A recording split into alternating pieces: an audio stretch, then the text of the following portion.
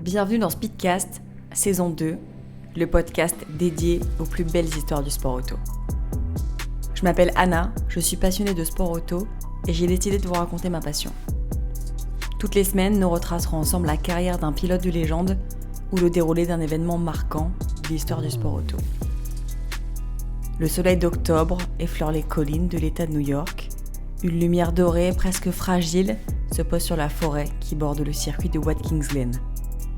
Les érables flambent en rouge et en cuivre. L'air est frais mais doux, traversé d'un silence que seuls les oiseaux osent troubler. Sur la piste encore humide de rosée, une Formule 1 bleue glisse lentement vers la ligne des stands. Casque bleu, regard clair et calme derrière la visière. Il a ce sourire discret, presque timide, qui adoucit la tension du moment. À 29 ans, il est à la veille de devenir le nouveau chef de file de Tyrrell, celui qui succédera à Jackie Stewart, son mentor, son frère de course. Ce week-end-là, tout le monde le sait officieusement, Stewart va prendre sa retraite et François, lui, est prêt à prendre le relais. Le paddock bruisse de cette idée, le prince français, élégant, charismatique, cultivé, est à un souffle de son heure. La Formule 1, encore pleine d'huile, de métal et de danger, s'apprête à lui tendre sa couronne. Mais sur cette piste vallonnée, quelque chose flotte dans l'air. Une impression indéfinissable, un calme trop parfait, un pressentiment que la lumière ne durera pas. Laissez-moi vous raconter l'histoire de François Severs. Paris, 1944, la ville bruisse d'une rumeur nouvelle, la guerre touche à sa fin. Dans un petit appartement du 17e arrondissement, un garçon vient de naître. Il s'appelle Albert François Severs Goldenberg. Le nom est long, presque aristocratique, mais il trahit une histoire plus complexe, celle d'une famille juive, française, marquée par les fractures du siècle, et c'est pour échapper à la déportation que la famille Goldenberg donne le nom maternel Severs à ses enfants. À la Libération, son père Charles reprend sa bijouterie et espère que son fils lui succédera. Sa mère Huguette est une femme vive, cultivée, sensible à l'art et à la musique. Chez les Severs, on parle avec élégance, on écoute, on lit. L'éducation est stricte mais ouverte. On rêve d'ascension, de beauté, d'élégance, mais pas encore de vitesse. François grandit dans ce Paris en reconstruction. On le dit beau comme un acteur de cinéma, avec ses grands yeux bleus et ses traits fins. Les filles se retournent sur lui, les professeurs lui trouvent une aisance naturelle, mais derrière ce calme, il y a déjà une tension, une énergie contenue, une curiosité par tout ce qui bouge, vibre et brûle. À l'adolescence, il découvre la moto, d'abord par un jeu, puis par passion. La vitesse devient un langage, la mécanique un refuge. Sur les routes sinueuses autour de Paris, il apprend seul à sentir les limites, celles du moteur, du bitume et les siennes. Ses amis racontent qu'il avait déjà cette grâce étrange, jamais brutale, toujours fluide, presque dansant sur la machine. Mais ce goût du risque inquiète. Son père, marqué par la fragilité de la vie, ne le comprend pas. Sa mère craint ce monde de bruit et de danger. François, lui, sourit tout simplement. Il n'essaie pas de convaincre, il suit une évidence. Avant d'entrer en compétition, il doit accomplir son service militaire. En 1966, à 22 ans, il décide de se lancer sérieusement dans la course. Avec peu de moyens et beaucoup d'audace, il économise, répare, emprunte. Severs s'y révèle vite. Il est rapide, mais surtout il est harmonieux. Là où d'autres arrachent la route, lui la caresse. Il s'impose alors lors du Trophée Shell face à Patrick Depailler, ce qui lui offre une bourse pour gravir les échelons suivants en F3 France dans une Alpine. C'est à cette époque que Jean-Pierre Beltoise intervient. Déjà pilote reconnu, il repère le potentiel de son beau-frère car marié à sa sœur Jacqueline. Il lui parle de technique, de trajectoire, de patience. Beltoise, c'est la rigueur, la méthode et la volonté. Severs, c'est l'instinct, le style, la grâce. Deux mondes qui s'attirent et qui s'équilibrent. La course devient son horizon, Paris et ses boulevards, sa vie tranquille s'efface peu à peu derrière lui. Il sait ce qu'il cherche, et ce n'est pas dans la routine, mais dans le risque. Dans cette mince frontière entre la maîtrise et le vide. François Severs n'a pas encore posé un pied en Formule 1, mais déjà, il a l'allure. Le port droit, la voix douce, le regard décidé, il avance vers sa légende, sans savoir qu'elle sera brève mais éclatante. Il arrive vers un cap décisif, la Formule 3, une discipline où le talent brut commence à se mesurer à la technique et à la persévérance. François découvre alors un univers à la fois cruel et exaltant. Les circuits sont encore rudimentaires, les paddocks remplis de mécanos débordés et d'amateurs passionnés. Les voitures légères et nerveuses ne pardonnent aucune erreur, mais pour lui, c'est comme rentrer dans un nouveau langage, un langage qu'il apprend avec une attention quasi obsessionnelle. La F3 n'est pas seulement un terrain de jeu pour le talent, c'est aussi un test de résistance mentale. François connaît ses premières défaites, ses premières frayeurs, parfois des accidents qui laissent des traces, mais chaque revers est pour lui une leçon. Il apprend la patience, le contrôle de soi et surtout l'humilité. Il comprend que la vitesse est une force qu'il faut dompter et non une arme qu'on brandit. Sever prend le départ de 22 courses mais n'en finit que 6, avec pour meilleur résultat 2 4e places et une 5e place lors de la Coupe du Salon de Montlhéry en octobre. Cette année-là, l'Alpine est bien en dessous de sa concurrente, la Matra. Pour sa 2e saison, il pilote une Techno 68.3 Ford comme Ronnie Peterson et Jean-Pierre Josso. Il gagne ses premières courses cette année-là et finit champion de France de F3. Il passe donc logiquement en F2 dès l'année suivante, en 1969, en tant que pilote officiel pour Techno. Cette année-là, pendant le Grand Prix de Reims-Gueux, il bataille et surtout impressionne un certain Jackie Stewart, qui est alors en route pour aller décrocher son premier titre de champion du monde. Quelques semaines plus tard, sur le tracé du Nürburgring en Allemagne, François participe au Grand Prix, et comme il est courant à l'époque, la course de Formule 1 accueille également des Formule 2. François Sever, alors au volant d'une Formule 2, impressionne une nouvelle fois, en se battant pour une 3e place au général, avant de malheureusement devoir abandonner sur problème mécanique. Sever finit 3e du championnat, mais sa rencontre avec Stewart quelques mois plus tôt s'apprête à lui faire changer de dimension. Au début des années 1970, François Sever n'est plus un jeune espoir discret. Ses performances en F3 et en F2 commencent à attirer l'attention des équipes professionnelles, mais ce n'est pas seulement sa vitesse qui impressionne. C'est sa manière de piloter, élégante, fluide. Ken Tyrrell, le chef de Stewart, décide de laisser sa chance en F1 à François à partir de la mi-saison 1970. Avec Stewart, Sever ne sera plus seulement un pilote prometteur, il deviendra l'élève, le dauphin d'un champion hors du commun, un mentor capable de canaliser son talent et de l'élever à un niveau international. La rencontre avec Stewart et la Formule 1 ne sera pas seulement une étape. Les débuts sont marqués par la surprise et l'émerveillement. La F1 est un monde à part, plus rapide, plus exigeant, plus impitoyable aussi. Les virages sont plus serrés, les pneus plus sensibles, les moteurs plus puissants. Chaque erreur est coûteuse, chaque détail compte. Sever, cependant, s'adapte avec une grâce qui le caractérise. Il observe, comprend, anticipe.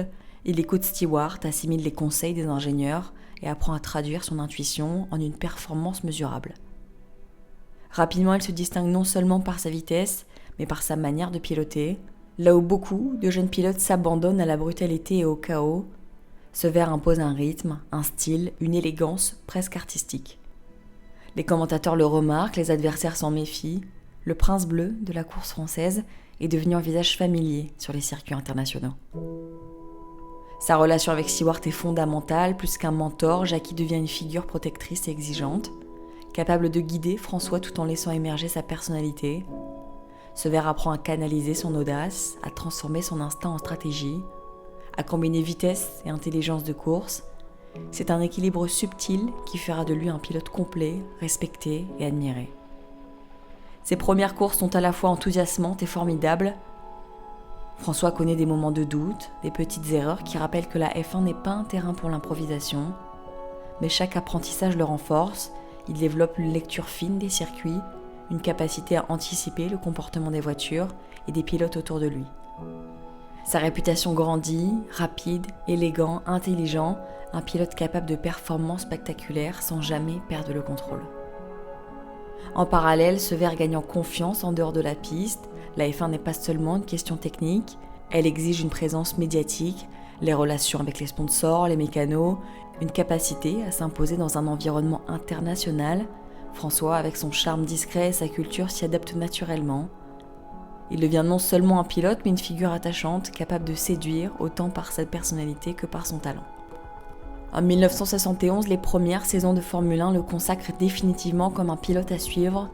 Les chronos s'améliorent, les positions se rapprochent du podium. Il n'est plus le simple élève de Stewart, il est en train de devenir son dauphin, le successeur annoncé, l'homme capable de reprendre le flambeau. Et pourtant il reste humble, conscient que la route est encore longue et que le danger est constant. Ce chapitre de sa vie marque l'entrée de François Sever dans l'histoire de la F1. Il a franchi une étape dans la vie d'un grand pilote, gagné sa première course en catégorie reine, après avoir marqué ses premiers points la saison précédente, puis ses premiers podiums au début de la saison. Il remporte sa première course au Grand Prix de Watkins Glen en 1971, 13 ans après la dernière victoire française en F1, celle de Maurice Trintignant. L'équipe Tyrrell, petite mais ambitieuse, devient un terrain d'apprentissage idéal. François n'est pas seulement au volant, il comprend la mécanique, discute des réglages, anticipe les réactions de la voiture. Il observe les circuits, note les trajectoires, se prépare mentalement pour chaque course. Chaque tour est un exercice de perfection, chaque week-end une école de pilotage. Cette période révèle également le tempérament de Sever. Il est rapide mais réfléchi, audacieux mais élégant. Les autres pilotes le respectent pour sa manière de piloter et pour son attitude mesurée. Dans les paddocks, il attire l'attention par son style, sa courtoisie et sa culture, contrastant avec le tumulte de la F1. Mais sur la piste, il ne fait aucun compromis. Chaque course est une démonstration de maîtrise et de précision. C'est dans cette dualité, apprentissage rigoureux et style unique, discipline et audace que François Sever commence à incarner ce surnom qui le suivra toute sa carrière, le prince bleu de la Formule 1. Les circuits européens deviennent son terrain de jeu, Monza, Spa, Zandvoort, Hockenheim. Partout, les spectateurs admirent sa façon de piloter, comme une chorégraphie. Les virages sont franchis avec légèreté, les dépassements sont précis, son style est irréprochable. Sportivement, les résultats suivent, podium régulier, qualification rapide, course après course, François s'impose comme un élément clé de Tyrrell. Il apprend à gérer la pression, à anticiper les réactions des autres pilotes, à travailler avec les ingénieurs pour maximiser les performances de la voiture. Il termine 3e du championnat 1971, offrant le titre à Tyrrell et le 2e titre pilote pour Jackie Stewart. Mais derrière cette réussite se cache aussi une conscience du danger, ce verset que la Formule 1 n'offre aucun répit. Chaque virage, chaque dépassement, chaque accélération en pleine vitesse rappelle la fragilité de la vie. Il conduit avec le respect du risque et la maîtrise de l'instinct. Cette période marque aussi sa popularité auprès du public français. Dans un sport dominé par les Britanniques et les Italiens, Sever incarne une fierté nationale. Les fans viennent le voir non seulement pour ses performances, mais pour ce qu'il représente. Un pilote élégant, intelligent et humain, capable de rivaliser avec les meilleurs, tout en conservant sa singularité. Le prince bleu est désormais une réalité sur la piste, il danse, dans les paddocks il séduit par sa personnalité. Dans l'histoire de la Formule 1, il commence à laisser une empreinte durable, celle d'un pilote qui allie talent pur, rigueur et charme intemporel. En 1972, François Sever devient pilote de F1 à plein temps, mettant fin à son implication en F2. Cette saison 1972 est difficile, François finit à la 6e place, ne marquant que 15 points sur la saison avec 2 podiums. Mais en parallèle de sa carrière de pilote de F1, comme beaucoup à cette époque, François pilote aussi en endurance, il est d'ailleurs pilote d'usine pour l'équipe Matra. Il finit 2e des 24 heures du Mans 1972, remporte plusieurs courses d'endurance comme les 1000 km de Paris ou les 6 heures de Vallelunga. Il participe également à des courses de côte et à la Can-Am outre-Atlantique. La saison 1973 bat son plein, Stewart a décroché sa 3e couronne mondiale et les rumeurs de sa prochaine retraite commencent à faire le tour du paddock sans aucune officialisation. Sever sent le poids des attentes, les ingénieurs comptent sur lui pour guider les réglages, les mécanos pour assurer la fiabilité de la voiture et les fans pour représenter l'avenir du sport auto français. Chaque tour devient un test de maturité. Il ne s'agit plus seulement de piloter avec élégance, mais de penser la course, de calculer et d'anticiper. Il commence à prendre des initiatives lors des courses, à imposer son style, à affirmer sa personnalité dans l'équipe. Tyrrell, qui juste là protégeait le tandem Stewart-Sever, lui laisse davantage de liberté. Le prince bleu devient discrètement un leader en devenir. Pour le public et les journalistes, la succession est claire. Sever est prêt à devenir le pilote numéro 1 de Tyrrell. Mais il reste humble et lucide, il sait que la gloire est fragile et que chaque course peut basculer. Ce mélange de confiance et de prudence définit cette phase cruciale de sa carrière. Une semaine avant la dernière course de la saison, le duo Stewart-Sever s'octroie une semaine de vacances aux Bermudes. François titille encore Jackie pour savoir s'il va prendre sa retraite, mais toujours aucune indication de son ami. Le 3 octobre, François signe un contrat pour écrire un livre et laisser une trace, un ouvrage sur lequel il compte se pencher dès la fin de la saison 73, dans à peine quelques jours. Mais c'est une toute autre histoire que la vie écrira pour lui. Le 6 octobre 1973, le circuit de Watkins Glen s'étire sous un soleil clair d'automne. Les arbres bordant la piste sont en feu de couleurs, rouge et or. François Sever est là, au volant de sa Tyrrell, prêt à disputer le Grand Prix des États-Unis qu'il a gagné 2 ans plus tôt. Cette fois-ci, François espère décrocher une nouvelle distinction, la pole position, un exercice qu'il n'a encore jamais réussi dans sa jeune carrière. Les essais qualificatifs se déroulent sous un mélange d'excitation et de concentration. François est rapide, précis, élégant.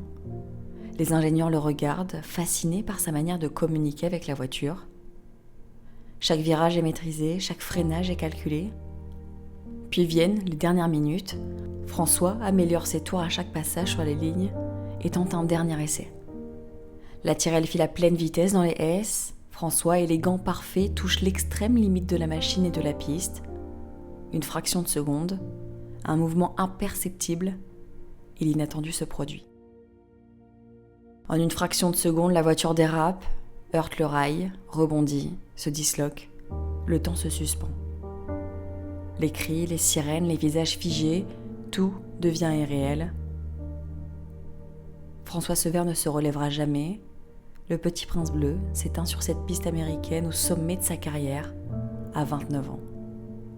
La tragédie frappe avec brutalité, laissant le monde de la F1 sous le choc. Cette année 1973, ils sont 2 pilotes à avoir perdu la vie sur les circuits de F1, en 15 week-ends de course. Mais malgré la douleur, le silence qui suit, quelque chose persiste. Sever n'a pas seulement été un pilote rapide, il a incarné l'élégance, la maîtrise, la beauté dans un sport dominé par le risque et la brutalité. Sa manière de piloter, son style, son intelligence et sa grâce laissent une empreinte indélébile. Jackie Stewart, témoin impuissant de la fin de son dauphin, reste silencieux. Le lendemain, il ne prendra pas le départ d'une course qui devait être la 100e de sa carrière, d'une course qui devait être sa dernière en Formule 1. Jackie Stewart dira « J'avais décidé en avril que je prendrais ma retraite à la fin de la saison, que je gagne ou que je perde. Le Glen allait être ma dernière course dans une voiture de Formule 1. François allait être le numéro 1 de l'équipe pour 74, bien qu'il ne l'ait jamais su. » La perte est immense, mais l'héritage de François est intact. Un modèle de pilotage, un symbole de noblesse dans la vitesse, un souvenir impérissable pour ceux qui ont eu la chance de le voir courir. Et comme pour l'histoire, 12 ans jour pour jour après l'accident mortel de François Sever, Alain Prost devient le premier et unique champion du monde français de Formule 1, comme un symbole. François Sever n'avait que 29 ans lorsqu'il a disparu, pourtant sa légende ne se mesure pas en nombre de saisons, ni aux victoires accumulées, mais à la manière dont il a incarné la Formule 1. Il reste l'image d'un pilote élégant, précis, réfléchi, capable de transformer chaque virage en geste artistique, et chaque course en démonstration de maîtrise et de grâce. Pour le passionné, les spectateurs et les pilotes qui l'ont côtoyé, Sever est devenu un symbole, celui d'un homme qui a su allier talent et finesse, charisme et humilité, puissance et maîtrise. Et les jeunes pilotes qui entrent aujourd'hui en sport auto entendent encore parler du prince bleu et de la manière dont il a marqué l'histoire par sa singularité. Et dans le cœur des passionnés, dans la mémoire de la Formule 1, il restera à jamais ce jeune homme élégant, aux grands yeux bleus, audacieux et inspirant, un pilote dont le passage a été bref, mais dont la lumière ne s'éteindra jamais. Merci d'avoir écouté ce podcast dédié à la légende de François Sever, l'une des plus grandes légendes du sport auto français. Si cet épisode vous a plu, n'hésitez pas à vous abonner pour ne pas rater les suivants, à le liker, à le commenter et à le partager aussi. Et nous, on se retrouve dès la semaine prochaine pour un nouvel épisode de Speedcast, saison 2.